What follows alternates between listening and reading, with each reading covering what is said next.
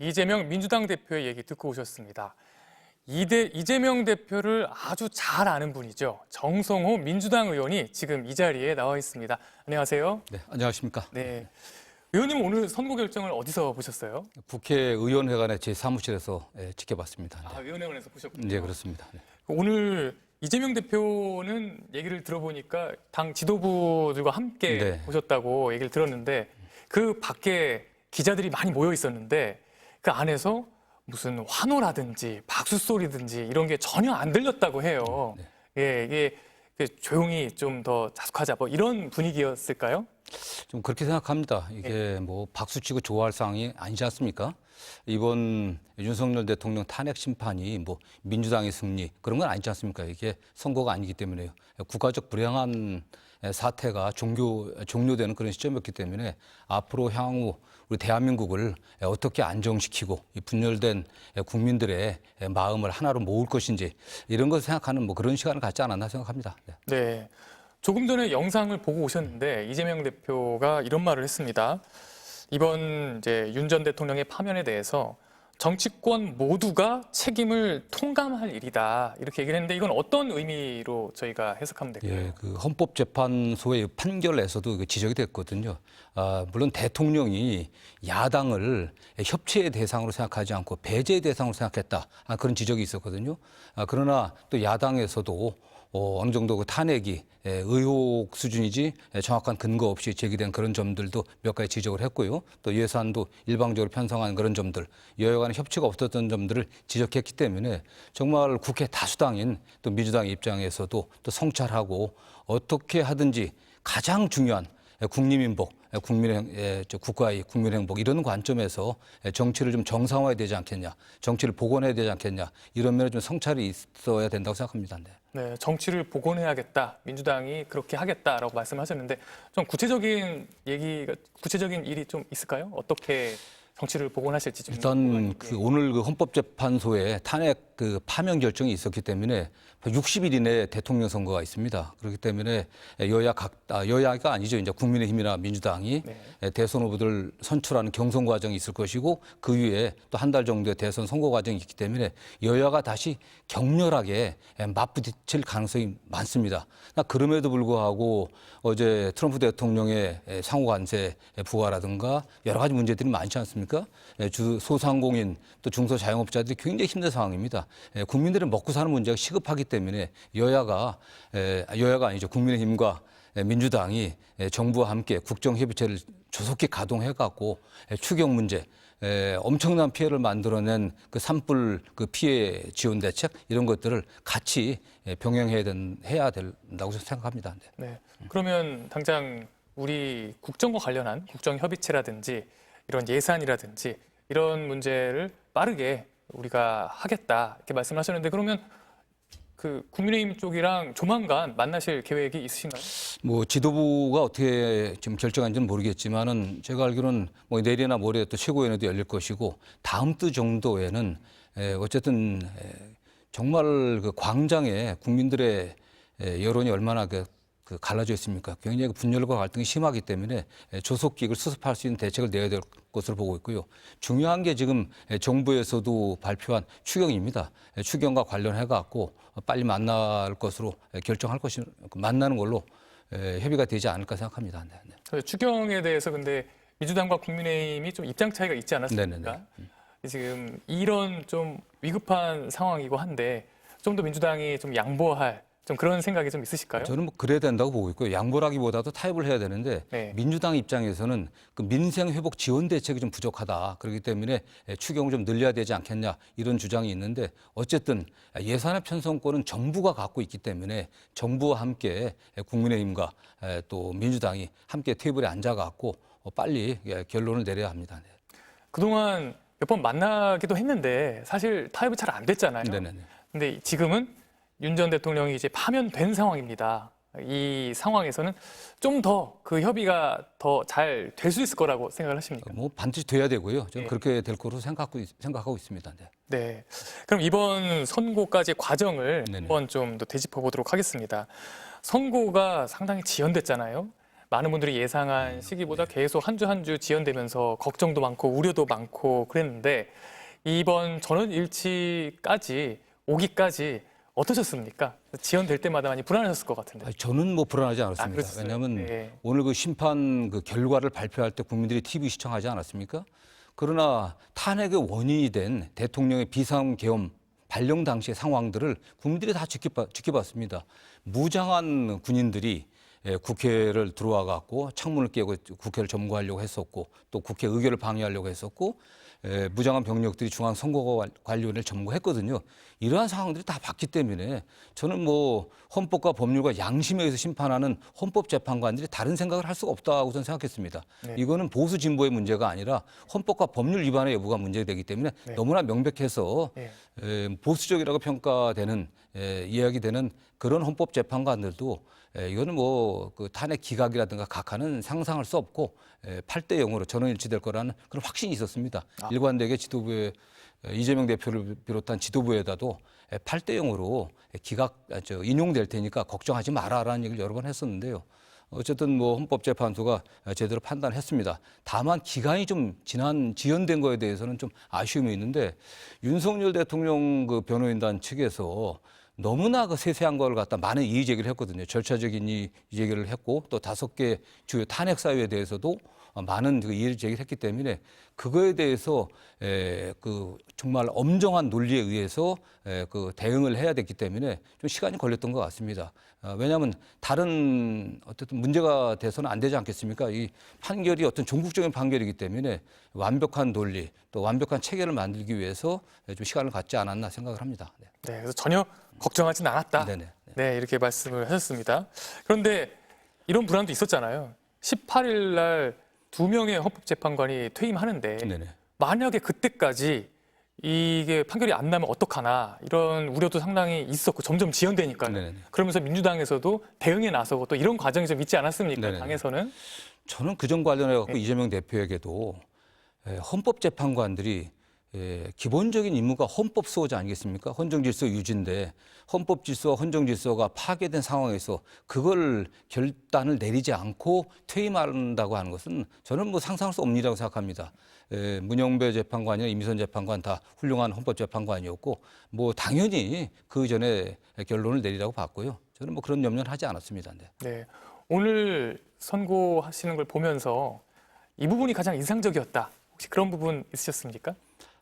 저는 뭐그 윤석열 대통령에 대해서 윤석열 대통령 그 피소추자는 국민 모두의 대통령으로서 지지자들을 뛰어넘어서 협치를 해야 되는데 그러지 못했다라고 하는 그 지점들, 국민 모두의 대통령이었다고 하는 거, 저는 그거는 여야 또는 정당을 넘어갔고 그런 책임감을 향후 지도자들은 가져야 되는 게 아닌가. 네. 대통령이라고 하면 국민 통합 또는 국민 화합의 구심점 아니겠습니까? 네. 그런 면에서 윤 대통령이 제 역할을 하지 못했다는 점을 그 한 표현으로서 정확히 지적했다고 저는 생각했습니다. 네. 네. 지난 넉 달까지의 과정, 그 사이의 혼란 이런 것들을 보면 거기서 또 빼놓을 수 없는 사람이 바로 2명의 대통령 권한대행 아니겠습니까? 네네네. 그 2명의 대통령 권한대행이 헌법재판소의 결정에도 불구하고 재판관 후보자를 임명하지 않았던 것도 있고 또 특검의 거부권을 쓰고 또 상설특검을 임명하지 않고 이런 과정들이 계속 반복돼 왔거든요. 네네네. 그러면서 혼란이 굉장히 커진 면이 많은데 오늘 민주당이 최상목 부총리의 탄핵 소추안을 법사위로 회부했습니다. 이건 앞으로 어떻게 진행된다고 저희가 보면 될까요? 그 현재 나라 안팎의 그 경제 상황이 굉장히 좀 어려운 상황 아니겠습니까? 특히 트럼프 대통령의 그 상호관세 부과로 우리 그 경제계에 대해 미치는 영향이 굉장히 큽니다. 이런 상황에서 경제부총리를 바로 탄핵하는 게 좀 문제가 있지 않냐. 또 경제 이러한 어려운 사항들을 타개해야 될 1차적 책임이 경제부총리에게 있는데 이런 거에 대한 어떤 의원들 또 국민적인 우려 그런 걸 좀 고려해 갖고 일단 법사위로 회부해 갖고 본회의로 보내지 않았다는 거죠. 본회의 투표로 하지 않고. 투표를 하지 않고 예. 법사위로 넘어가서 좀 더 지켜보자는 그런 취지라고 저는 생각하고 있고요. 다만 한덕수 국무총리나 최상훈 부총리는 그 위헌 위법한 상태를 만든 거에 대한 책임은 있습니다.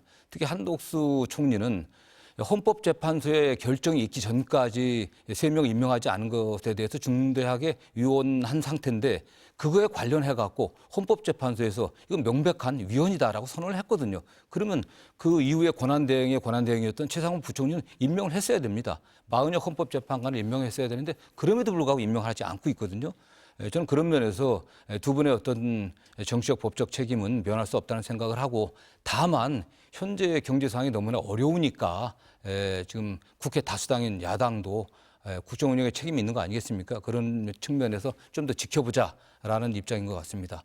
저는 뭐 국정의 조속한 안정을 위해 갖고 한덕수 국무총리가 권한대행께서 빠른 시일 내에 마은혁 헌법재판관 그리고 또 중요한 게 마용주 대법관입니다. 막 지금 대법관 한 분이 안 계시는 바람에 대법원이 정상적으로 운영되지 못하고 지금 현재 있는 대법관들의 업무 부담이 무지무지하게 심각한 상황입니다. 그렇기 때문에 빨리 두 분을 임명하는 게 국법 질서를 좀 안정시키고 헌정 질서를 안정시키는 데 도움이 될 거로 생각합니다. 네. 그러니까 지금의 이 어려운 경제 상황, 미국의 관세 문제라든지 이것 때문에 일단 경제 수장은 좀 더 지금 상황에서는 지켜보는 것으로 정리했다 이렇게 말씀을 해주셨어요. 그런데 한덕수 총리가 그럼에도 계속해서 마은혁 후보자를 앞으로도 어쨌든 그 2달 남은 기간도 계속 임명하지 않고 또 대법관도 계속 임명하지 않고 이렇게 계속 시간이 흘러간다면 민주당에서는 그것에 대해서는 어떤 대책이 있습니까? 일단 그 마은혁 헌법재판관을 임명하지 않는 것에 대해서는 헌법재판소에서 분명히 위헌이라고 얘기를 했기 때문에 이런 상황에서 계속 임명하지 않는다고 하면은 이건 직무유기죠. 이건 대통령의 권한이라기보다는 의무입니다. 헌법재판소라고 하는 헌법기관을 구성해야 될 대통령의 책임이거든요. 그 책임을 이행하지 않는 거기 때문에 지금 고소가 이미 돼 있을 겁니다. 그렇기 때문에 그거에 대한 형사처벌을 면하기가 쉽지 않을 거라 좀 보고 있습니다. 저는 그렇게 그런 상황까지 가지 않는 게 저희 바람이기 때문에 한덕수 총리 대통령 권한대행께서는 총리는 빠른 시일 내에 헌법재판관을 임명하고 대법관도 임명을 해야 될 것으로 보고 있습니다. 네, 결국 이 마은혁 후보자를 임명하지 않는 문제는 결국 직무유기로 형사처벌을 받는 방향으로 갈 수밖에 없다. 네, 그리고 당연히 어쨌든 대한민국에서 현재 상황에서 대통령을 대신한 국무총리가 대통령 권한대행이 이 국법질서, 헌법질서를 유지하는 가장 중요한 책임을 갖고 있거든요. 국민들에게 준법, 법치주의의 모범을 보여야 될 사람입니다. 그런데 헌법재판소에서 분명하게 이게 위헌이라고 선언했는데 그걸 이행하지 않는 건 말이 안 되는 거 아니겠습니까? 그거에 대해서는 어떠한 좀 부담이 있다고 하더라도 총리가 탄핵을 다시 면하기 쉽지 않습니다. 그럼 그렇게 된다고 하면은 이번에는 당연히 총리가 파면될 수밖에 없는 상황 아니겠습니까? 그러나 그런 상황까지 가지 않기를 저는 희망합니다. 네. 네. 그런데 한덕수 총리 같은 경우에는 임명하지 않은 것도 있고 또 그 사이에 최상목 부총리 포함해서 야당 주도로 국회에서 통과됐던 법안들에 대해서는 사실상 모조리 다 거부권을 쓰지 않았습니까? 네. 그런데 지금 상황에서는 결국 이 국정 안정을 위해서는 민주당도 상대해야 하는 대상이 또 한덕수 총리잖아요. 네네. 이런 상황에서는 앞으로 어떻게 한덕수 총리랑 파트너십을 하실지 좀 대책 있으신가요? 일단은 대책이보다도 네네. 국민에 대한 도리고 책임 아니겠습니까? 민주당은 국회 다수당입니다. 입법부를 이제 주도하는 정당이 민주당이기 때문에 그런 의미에서 민주당도 책임감을 갖고 정부와 협력을 해야 될 것으로 보고 있고요. 비록 한덕수 권한대행이 지금 위헌 상태를 계속시키는 거에 대한 명백한 책임이 있습니다. 그럼에도 불구하고 어떤 현실적으로 국정 운영에 정부 운영에 책임을 갖고 있기 때문에 적극적인 자세로 국회와 국민의힘과 또 민주당과 또 협력하고 또 대화하는 자세가 필요하다고 생각합니다. 네. 네, 나오셨으니까 또 이재명 대표의 네. 앞으로 대선 행보에 대해서도 또 여쭙지 않을 수 없을 것 같습니다. 정성호 의원님 같은 경우에는 이제 핵심이다, 치명 핵심이다, 치명 좌장이다라는 얘기가 이제 항상 따라붙잖아요. 그런 만큼 이재명 대표의 마음도 가장 잘 아실 것 같은데 이제 60일 남았습니다. 앞으로 이재명 대표의 대선 전략은 어떻게 짜고 있나요? 아직은 후보가 아니기 때문에 대선 전략이라고 말씀드릴 수는 없고요. 당내 경선 과정을 거쳐야 될 것을 보고 있습니다. 다만 이재명 대표가 지난해 총선에 승리하고 당의 중심을 잡고 하는 측면에서 당원과 지지자들의 강력한 지지를 받고 있습니다. 그런 면에서는 뭐 유력한 후보라고 볼 수 있겠죠. 지금 굉장히 어려운 상황입니다. 그렇기 때문에 국회 제1당의 지도자로서 또 유력한 대선 후보로서 국민을 통합하고 어려운 국민들에게 새로운 희망과 비전을 제시하는 그런 일을 좀 해야 될 것으로 좀 보고 있습니다. 네. 네. 이재명 대표가 그 일단을 좀 내비친 건 좀 있습니다. 그 사이에 여러 가지 얘기를 했는데 예를 들어서 철저히 실용 중심이다라는 얘기도 얼마 전에 하셨고 또 이념적 지향에 있어서도 민주당이 이제 중도 보수를 네. 지향하는 정당이다라고 해서 여러 가지 논란도 있고 당내 여러 가지 얘기도 있고 했습니다. 근데 그런 부분은 앞으로도 계속 그쪽으로 지켜나간다 이렇게 보면 될까요? 제가 뭐 30년 넘게 지켜본 이재명 그 당대표는 매우 실용적인 분입니다. 네. 현실적이고 그다음에 결과를 굉장히 중요시합니다. 그다음에 성남시장 경기도지사로서 지방행정을 맡았을 때도 과감한 추진력으로 좋은 결과를 냈습니다. 지금 제1야당의 당대표고 유력한 대선 주자로서도 가장 중요한 문제, 국민들의 먹고 사는 문제, 이 문제에 있어서 실질적인 성과를 내야 되지 않겠습니까? 그런 면에서 실용적인, 현실적인 접근을 할 거라고 좀 보고 있고, 그러려고 하면은 국민들과 함께 가야 됩니다. 민주당이 중도보수 정당이다라고 얘기한 거는 물론 진보적인 가치를 지향하는 해온 정당이긴 하지만 중도보수까지 국민의힘이 포기한 중도 합리적인 중도보수 층은 우리 국민들을 갖다 모아갖고 통합해갖고 어쨌든 변화와 개혁의 동력을 좀 만들어내겠다 하라고 하는 그런 의지를 좀 내비친 것으로 보고 있고요. 잘 하리라 믿습니다. 저는. 네. 오늘 조금 전에 저희가 속보를 전해드렸는데 국민의힘 지도부가 윤석열 전 대통령의 관저를 또 방문해서 또 얘기를 나누고 또 거기서 윤 전 대통령은 이번 대선에서 반드시 승리해라 이렇게 또 얘기를 덕담을 했다고 해요. 네네. 이거 어떻게 보십니까? 그게 뭐 적절한지 모르겠습니다. 네. 헌법재판소에 그때 심판이 나왔다고 하면 최소한 전직 대통령으로서 이러한 상황을 만든 거에 대해서 국민들에게 책임을 통감하고 죄송하다는 말씀을 줘야 되는 거 아니겠습니까? 그리고 헌법재판소의 결정에 대해서 모든 국민들이 승복해야 된다. 나를 지지하고 나를 아껴줬던 분들도 결정에 따르고 이제는 일상으로 돌아가서 국정을 안정시키고 이 국난을 극복하는데 함께해야 된다. 이런 메시지를 내는 게 최소한 전직 대통령으로서의 기본적인 자세라고 생각하는데 전 그렇지 못한 것에 대해서 너무나 서운하고요. 안타깝기도 합니다. 또 그런 대통령을 또 찾아가고서 위로하고 또 벌써 뭐 대선 승리 말하는 건 결국 국민의힘이 탄핵당해서 파면당한 윤석열 대통령과 같은 길을 가겠다고 하는 그리고 헌법재판소의 결정을 승복하지 못하겠다고 하는 그런 일단을 내비친 게 아닌가 생각합니다. 네. 네. 거기서 윤 전 대통령이 얘기한 건 이런 얘기를 했습니다. 알려진 게 지지자들에게 미안하고 고맙다. 그리고 대선을 승리하기 바란다. 이런 얘기를 했는데 이런 이야기를 하는 윤 전 대통령의 심리는 어떤 거라고 보세요? 뭐 한마디로는 얘기하면은 결국 헌법재판소의 판결에 승복하지 못하겠다는 거 아니겠습니까? 본인이 대한민국 국민 모두의 대통령이어야 된다고 헌법재판소에 얘기했습니다. 우리 대한민국 국민 모두의 대통령이 아니라 그분은 지난 3년 동안 지지자들의 대통령이었습니다. 앞으로도 자기를 지지하는 그분들만 국민을 생각하고 그렇게 나가겠다는 것이고요. 결국에는 비록 탄핵돼 갖고 대통령직에서 파면됐지만 그분들을 상대로 해갖고 정치적 영향력을 계속 확보하면서 어쨌든 본인의 활로를 생존을 갖다 도모하겠다는 그런 의지로 보이는데 저는 국가 발전을 위해서 너무나 안타까운 그런 생각이라 생각합니다. 네. 국민의힘의 대선 전략에는 어떻게 도움이 될까요?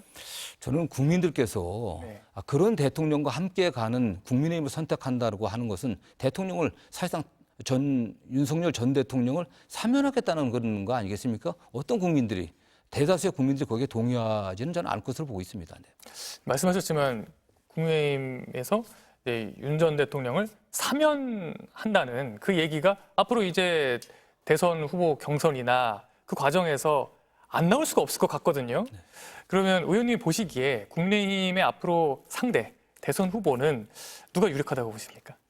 뭐 현재까지의 그 여러 가지 소위 국민의힘의 잠룡이라고 하는 분들의 행태나 말을 보면은 윤석열 대통령과 확실하게 코드를 맞춘 분은 뭐 김문수 장관이 아닌가 네. 생각을 하고요. 네. 역시 국민의힘 지지자들 또는 탄핵에 반대했던 분들의 지지를 그분이 받고 있지 않나라는 생각을 해봅니다. 네. 네.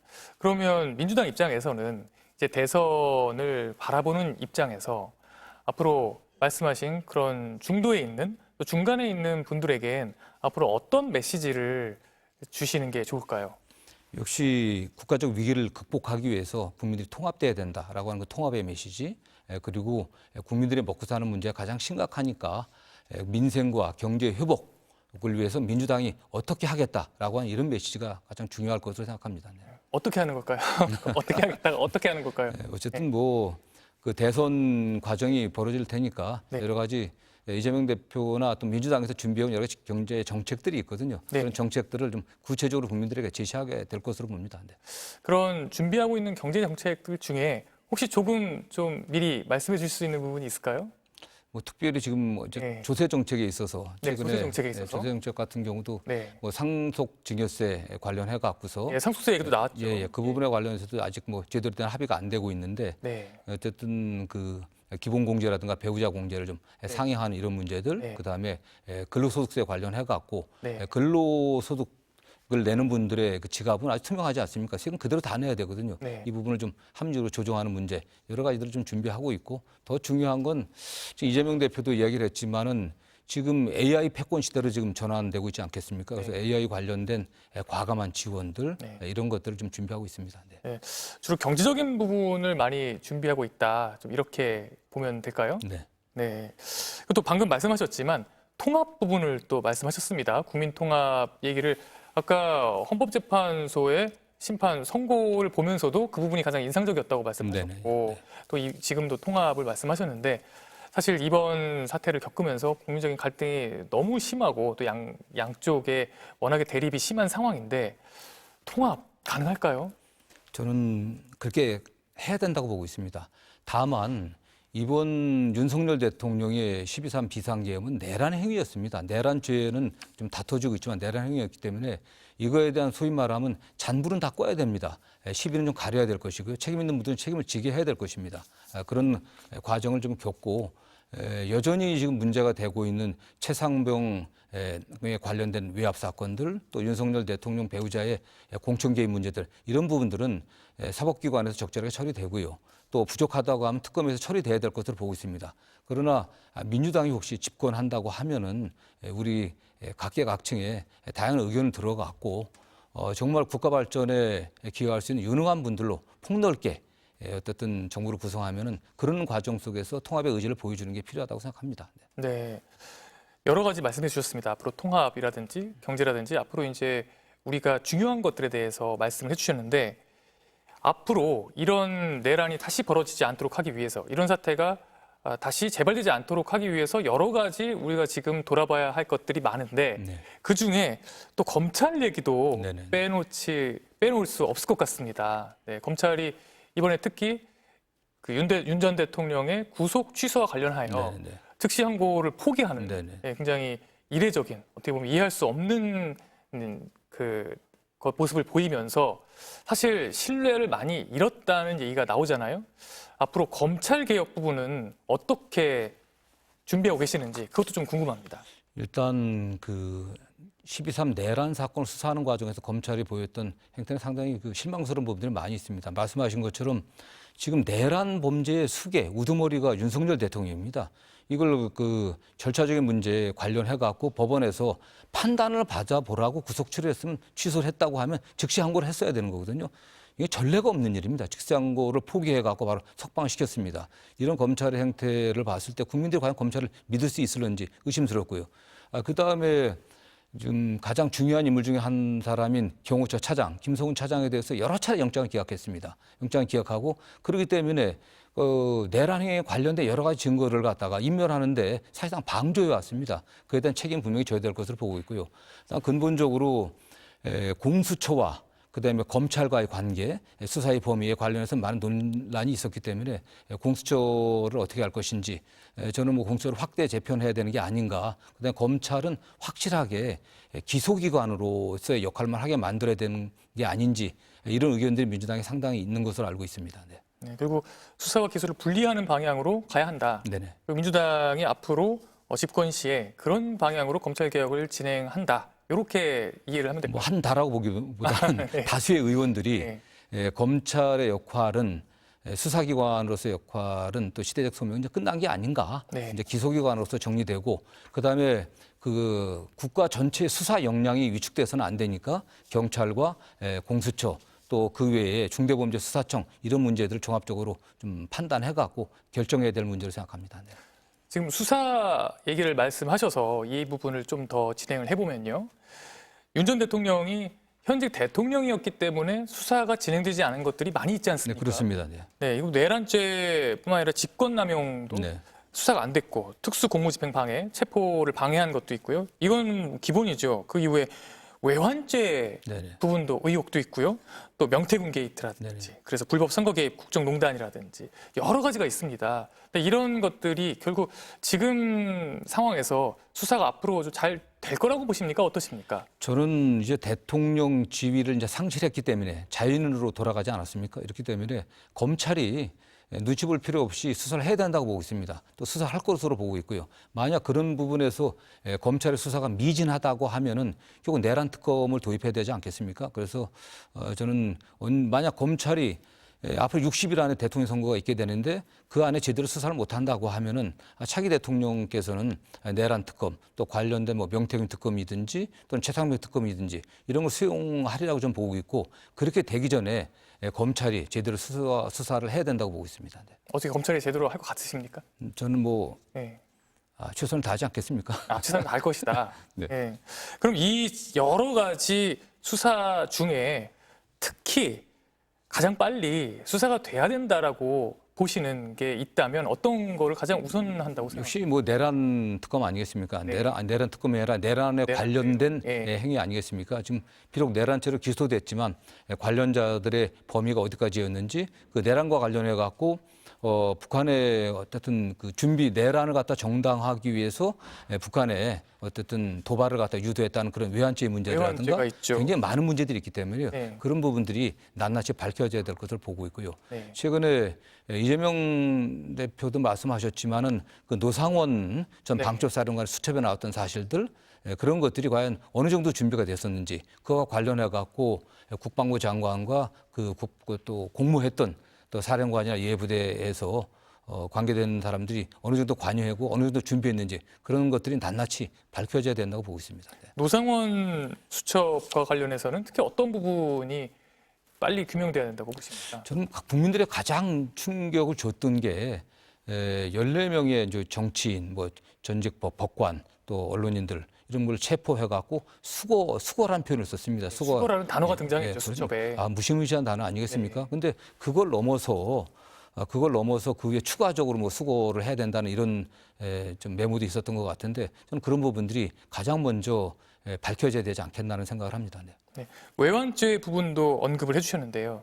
이 부분도 사실 상당히 충격적인 내용이었거든요. 네, 그렇습니다. 네. 계엄을 해야겠는데 계엄의 명분이 없으니 북한과의 충돌을 유도를 했다. 네네. 이런 의혹이 있고 이것을 뒷받침하는 걸로 보이는 여러 가지 정황도 있고 그렇습니다. 네네네. 이 부분에 대해서는 어떻게 지금 보고 계십니까? 마땅히 뭐 수사를 해야 되겠죠. 수사를 해야 되는 것이고 현재 나타난 정황 증거로 보면 북한이 풍선 도발했을 때 네. 거기에 대해서 즉각 뭐 타격을 하는 뭐 이런 것들이 논의됐다는 얘기도 있는데 어쨌든 그 부분 관련해 갖고 검찰이 신속하게 수사를 해야 될 것이고 거기서 명명백백하게 국민들이 의혹을 갖지 않을 정도로 이게 밝혀지지 않는다고 하면 특검 도입해서라도 밝혀야 된다고 생각합니다. 네. 또 김건희 여사 관련 부분도 있습니다. 네, 예. 김건희 여사 관련 특검도 아직 제대로 진행이 안 되고 있는데 앞으로 이 부분에 대해서도 민주당은 다시 진행을 하게 될까요?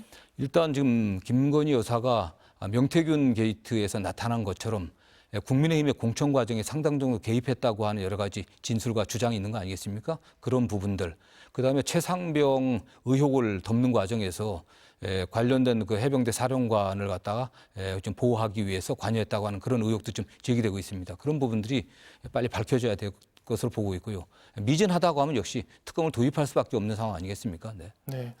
그러다 보니 이렇게 여러 가지 의혹들이 그동안은 현직 대통령이기 때문에 수사하지 못했던 것들이 앞으로 다시 수사가 될 수 있기 때문에 윤 전 대통령이 다시 구속될 수도 있지 않나 하는 그런 예측도 많이 나오고 있는데 이 부분은 어떻게 보십니까? 사실 내란죄는 우리 형법에서 가장 그 중한 범죄입니다. 내란죄, 외환죄 같은 경우는 이건 법정형이 사형 또는 무기입니다. 그렇기 때문에 이런 중대한 범죄이기 때문에 그럼에도 불구하고 검찰이 구속 취소에 사실상 동의해 갖고 지금 활보하고 있는 상황 아니겠습니까? 저는 엄격하게 수사해 갖고 뭐 직권남용이라든가 다른 범죄들 추가 수사해 갖고 빨리 신속하게 재구속하는 게 국정의 혼란을 또 국민들 간의 어떤 분열과 갈등을 최소화하는 길이라고 생각합니다. 네. 네, 결국 분열과 갈등을 빨리 해결하기 위해서도 재구속은 빨리 필요하다. 네네. 네, 그렇게 이야기했습니다. 네, 오늘 나와주셔서 감사합니다. 감사합니다.